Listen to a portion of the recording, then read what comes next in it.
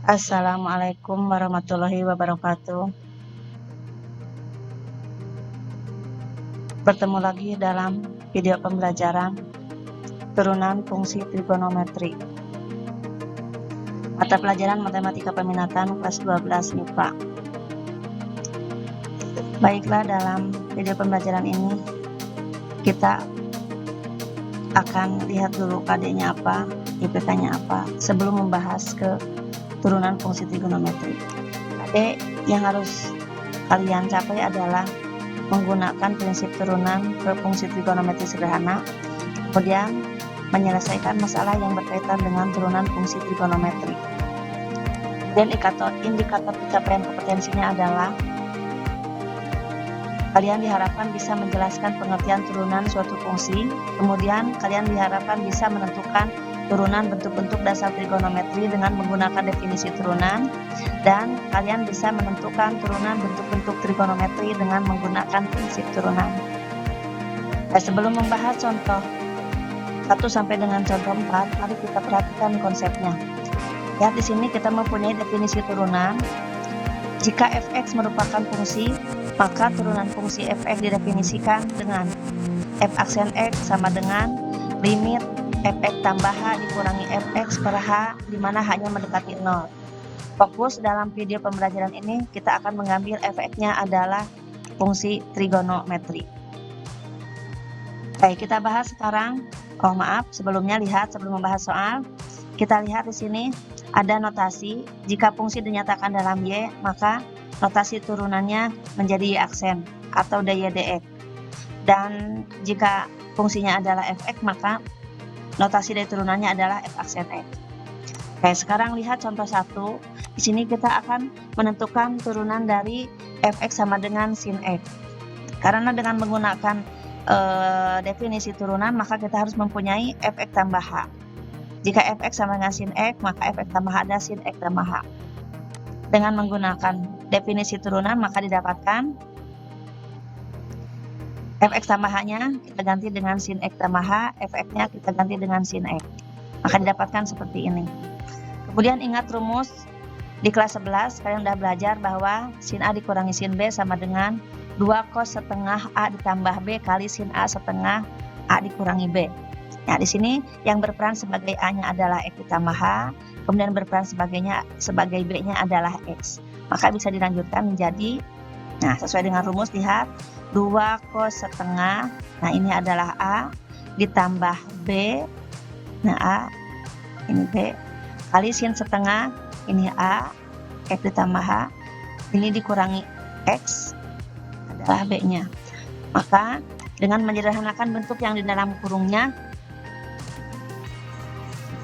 kita lihat X ditambah X, 2X kali setengah menjadi X, kemudian H kali setengah menjadi setengah H. Di sini X dikurangi X, habis, tinggal H, H kali setengah menjadi setengah H per H. Nah, bentuk pecahan seperti ini bisa kita ubah menjadi 2 bagian. Karena ini bentuk perkalian, bisa dipisah menjadi seperti ini.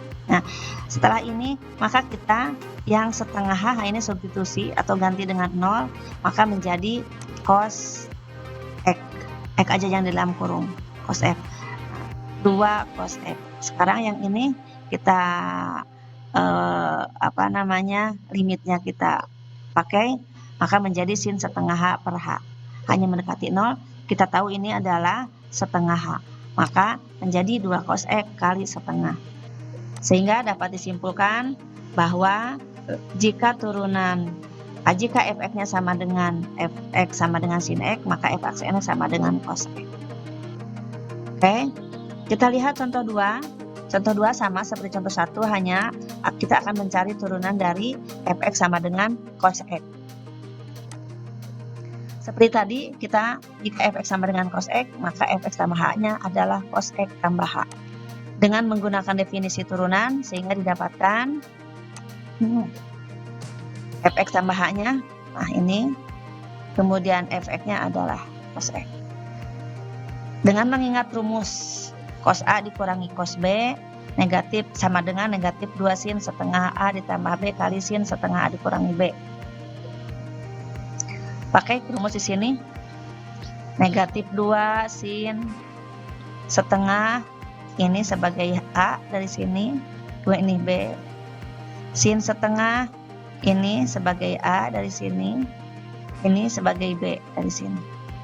Sehingga kita bisa mengoperasikan yang di dalam kurung dengan X ditambah X sama dengan 2X kali setengah menjadi X, maka menjadi seperti ini.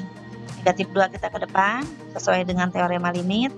Kemudian ini kita sederhanakan menjadi X, karena X ditambah X 2X kali setengah menjadi 1X. Ini H kali setengah menjadi setengah H. Sehingga untuk bentuk yang ini kiri kita tulis seperti ini. Dan yang ini kita lihat X dikurangi X habis, tinggal H setengah kali H dan setengah H per H. Nah, bentuk ini bisa kita pecah menjadi perkalian seperti ini. Paham ya? Maka setelah kita substitusi H-nya dengan 0 sehingga menjadi yang dalam kurung hanya X aja. Maka negatif 2 limit sin X ditambah setengah H dapatkan menjadi negatif 2 sin X. Yang ini kita operasikan limitnya sehingga limit sin setengah H per H di mana H mendekati 0 adalah setengah. Sehingga dapatkan negatif 2 sin X kali setengah menjadi negatif sin X. Maka jadi jika fx sama dengan cos X, f aksen X menjadi negatif sin X. Paham ya? Nah, sebelum membahas contoh 3, kita perhatikan konsep berikutnya. Di sini kita mempunyai jika U dan P adalah fungsi, U aksen adalah turunan dari U, P aksen adalah turunan dari P, N adalah bilangan rasional, dan A adalah konstanta. Maka didapatkan tabel seperti ini. Nah, artinya di sini kita baca tabelnya. Jika kita mempunyai fungsi Y-nya sama dengan AX pangkat N, maka turunan fungsinya adalah Y aksen sama dengan AN kali X pangkat N dikurangi 1. Dan jika fungsinya Y sama dengan U kali P, bentuk perkalian, maka di sini Y aksen sama dengan U aksen P ditambah U P aksen. Jika Y-nya sama dengan U per P, maka Y aksen sama dengan U aksen P dikurangi U P aksen per P kuadrat.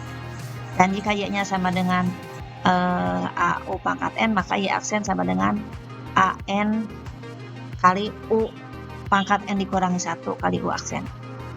Oke, sekarang lihat contoh 3. Kita akan mencari turunan dari fungsi fx sama dengan tangan X. Ingat bahwa tangan X itu adalah sin X per cos X. Maka fx bisa kita tulis menjadi sin X per cos X.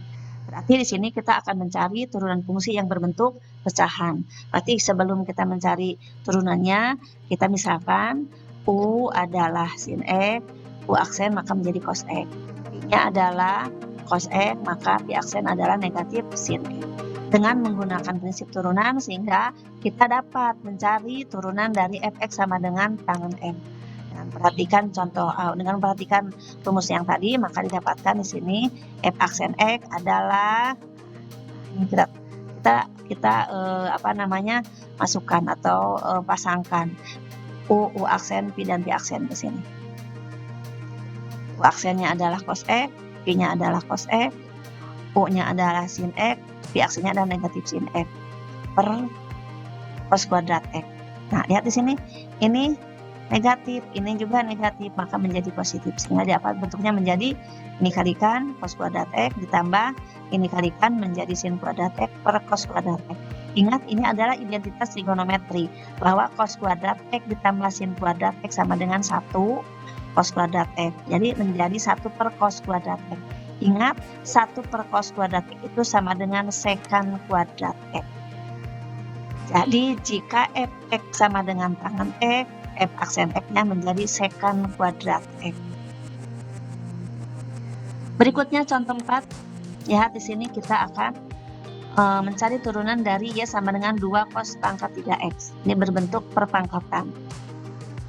Ya, sebelum kita mencari turunannya, kita ingat bahwa prinsipnya adalah ini. Jika Y sama dengan A U pangkat N, maka Y aksen adalah AN kali U pangkat N dikurangi 1 kali U aksen. Kita misalkan yang sebagai U-nya adalah cos X, maka U aksen adalah negatif sin X.